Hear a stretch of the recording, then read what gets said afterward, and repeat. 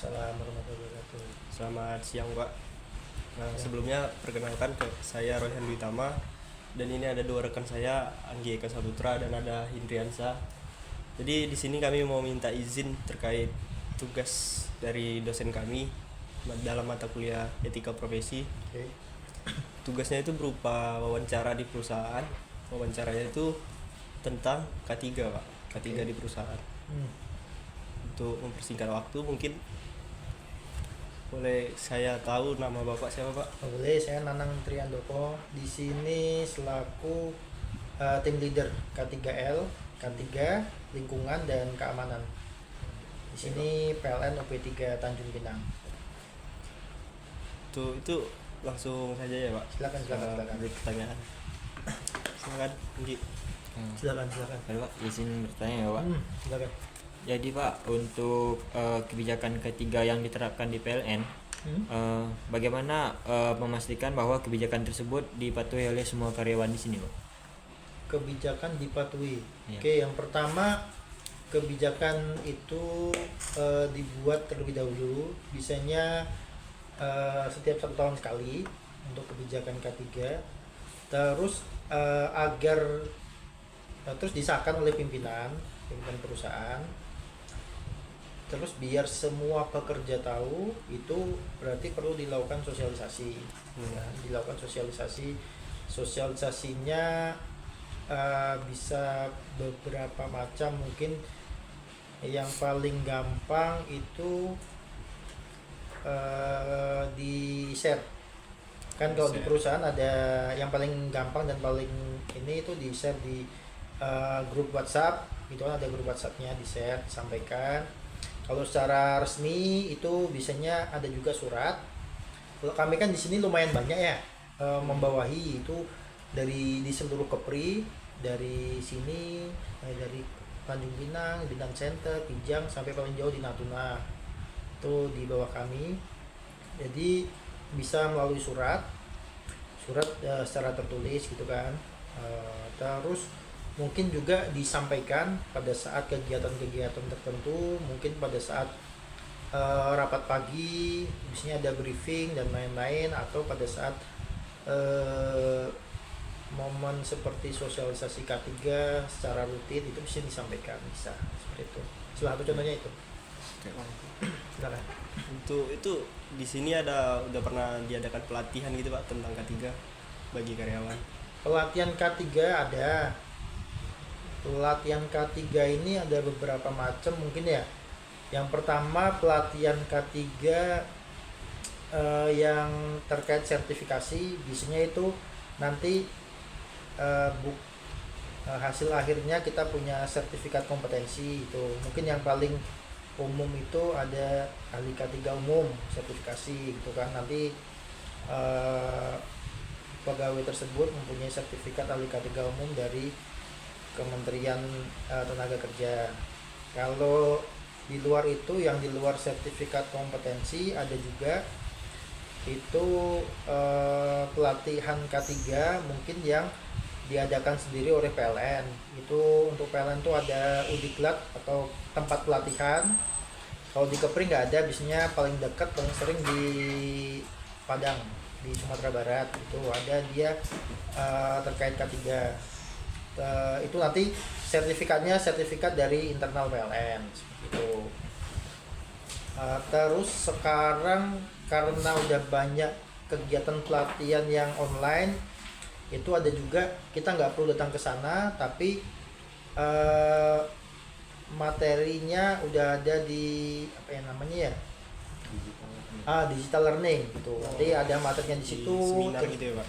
Enggak, dia kalau digital learning tuh udah ada handoutnya, materinya udah ada di dalam digital learning itu, tinggal kita akses websitenya.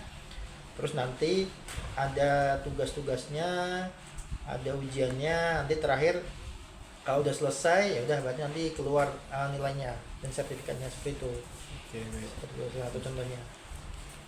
Mungkin selanjutnya Pak, bagaimana PT PLN ini menangani insiden atau kecelakaan yang akan terjadi, dan bagaimana perusahaan mengukur keberhasilan implementasi K3 yang sudah dijalani? Boleh ulang tadi di depan. yang itu Pak, selanjutnya itu bagaimana PT PLN ini menangani insiden atau kecelakaan kerja yang terjadi dan bagaimana perusahaan mengukur keberhasilan implementasi ketiganya. Kalau yang kedua dulu ya, boleh ya? Ya, Yang boleh. pengukuran implementasi K3 keberhasilannya. keberhasilannya secara internal, kami ada kinerja terkait K3, ada maturity level K3 itu pengukuran level terkait implementasi K3 yang ada di unit itu di situ ada beberapa kriterianya, kinerjanya udah diatur di situ. Terus nanti ada penentuan levelnya, misalkan kriteria A itu dengan kita melakukan hal ini nanti itu dapat level berapa gitu. Itu jadi semakin tinggi levelnya nanti akan semakin ketat dan juga semakin detail evidence atau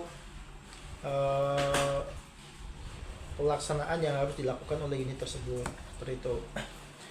Terus kalau terkait insiden, kalau ada kejadian, kami punya SOP bahwa harus dilaporkan secara langsung, berjenjang dari unit paling bawah sampai dengan ke PLN kantor pusat yang ada di Jakarta, seperti itu. Pelaporan awal itu melalui pesan teks, bisa melalui WhatsApp, sekarang WhatsApp lah ya gitu. Nanti berjenjang ada pelaporan melalui surat resmi gitu. Kalau terkait pencegahan terjadinya insiden ya, kita tadi udah melakukan sosialisasi, terus penerapan budaya K3 juga. Misalkan setiap pagi itu ada, atau setiap sebelum mulai pekerjaan ada pelaksanaan briefing K3 itu yang dipimpin oleh pengawas pekerjaan dan juga dihadiri oleh semua petugas atau pelaksana pekerjaan yang akan bekerja pada hari itu, seperti itu. Selanjutnya Pak, jadi bagi misalnya karyawan yang tidak mematuhi ketiga itu apakah ada sanksi dari perusahaan? Oh, bagi karyawan yang nggak mempunyai, yang nggak ini ya, Tidak mematuhi. ada sanksi.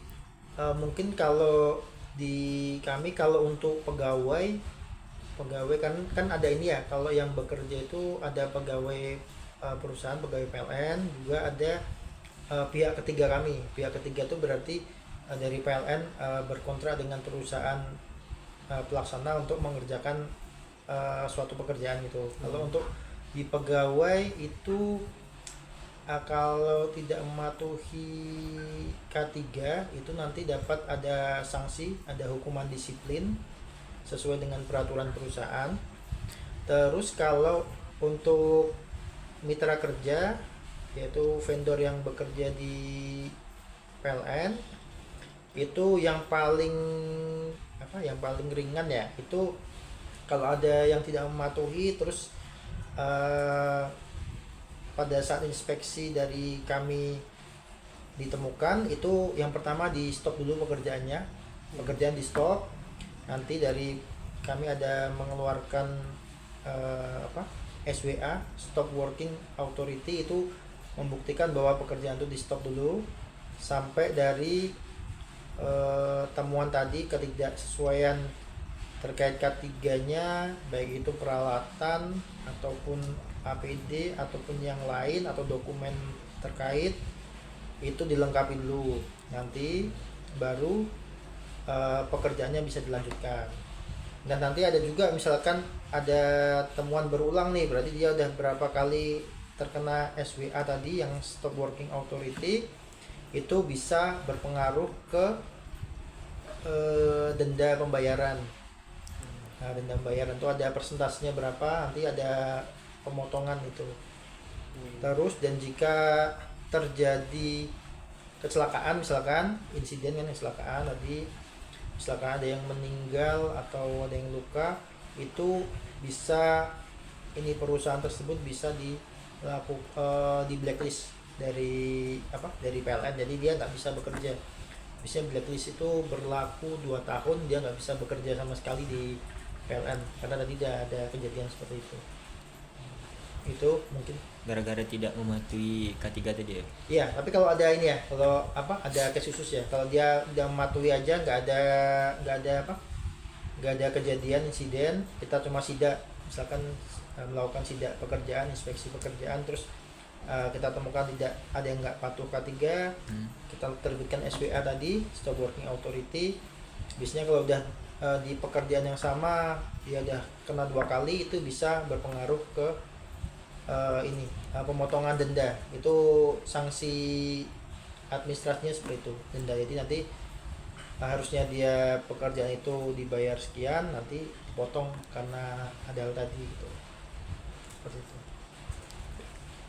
Kalau untuk misalnya timbal baliknya Pak, misalnya kalau si karyawan sudah mematuhi K3 itu apakah ada dapat penghargaan misalnya seperti itu Pak? Kalau yang untuk mitra kerja lebih detail ya. Kalau untuk pegawai penghargaannya, kalau pegawai berarti dia udah mematuhi peraturan perusahaan, dan itu mungkin ada kebijakan khusus dari manajemen terkait untuk memberikan reward gitu ya. Nah, kalau untuk yang lebih detail untuk pelaksana pekerjaannya di mitra kerja pihak ketiga kami, itu kalau memang di kontraknya disebutkan melebihi ada klausul terkait K3 disebutkan juga, kalau misal dalam sidak terus juga dalam penerapan K3-nya bagus, dia bisa dapat reward dalam penambahan ini penambahan pembayaran tadi. Kalau tadinya yang SWA tadi kita sanksi dengan denda pemotongan, kalau ini bisa ada penambahan ya, itu maksimal 10% dari nilai tagihan, seperti itu.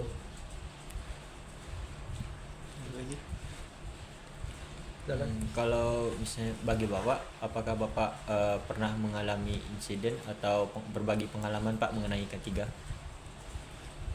Berbagi insiden ya, mungkin kalau berbagi pengalaman ini ya, mungkin terkait penerapan SOP pekerjaan mungkin bisa.